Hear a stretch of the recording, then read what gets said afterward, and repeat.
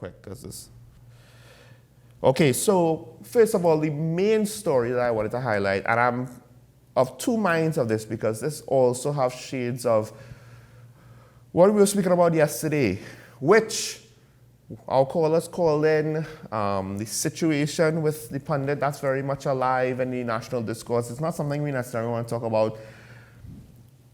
Do you want to highlight these things and give it more life on the airwaves? Well, on the flip side, the Chief Secretary of the THA, he has been pushing with regards to certain policy decisions, one could say. He's been trying to make an argument for more authority for Tobago. I believe this stems, at least in part, from the fact that the AMA they basically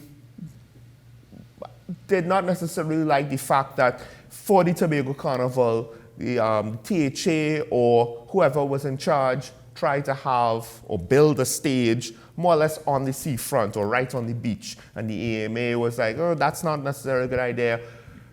And then now it seems at least one of the issues that Farley has is that he thinks Tobago should be able to control its environment. And what he's saying is, yes, central government legislates, but then now, once the law is on the books, the actual practical day-to-day authority should rest with the THA. Now, that is one issue, and that should be the main issue, just like how crime should be the main issue with regards to what's going on in the country and not necessarily how the issue is communicated. But the Chief Secretary then went on to use colorful language of his own, and he is reported to have used the term house slaves. And there was another one I wanted to highlight. House slave mentality. And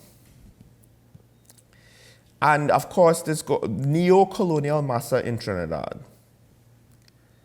Now, granted, I understand that there will be practical frustrations with regards to how the country is run, and then by extension, how Tobago will be run, because we have a whole THA, and it's a model that technically, if memory serves correct, is being copied for the local government reforms to give executive bodies for the various local government entities.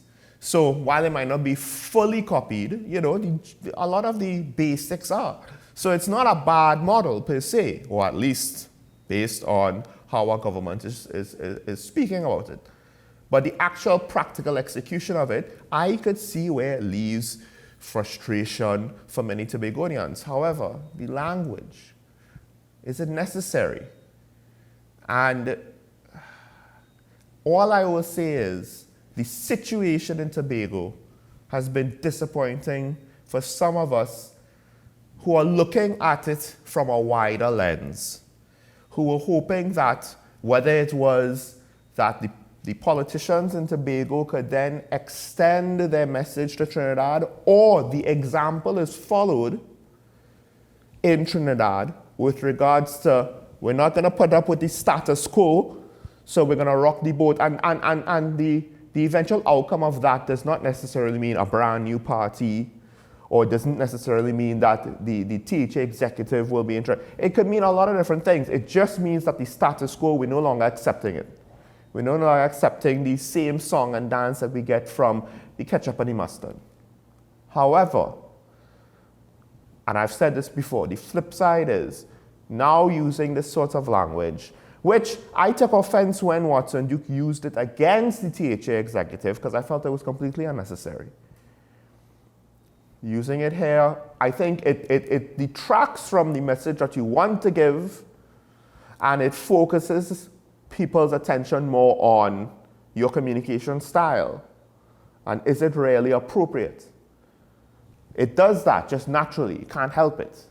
Because one cannot really say it's a positive way to get their point across. So the situation is disappointing. And time will tell if we're going to see more of this sort of communication, because ultimately speaking, I just said, I criticized Watson Duke when he used similar terms. That's the point, right? You're supposed to be different than, not the same. And right now, it seems as though it started off different, but now we're working our way back down to the lowest common denominator of political communication, which is unfortunate. Because I lament the fact that how are people going to trust change if now the latest hope for change has proven itself to potentially be more of the same.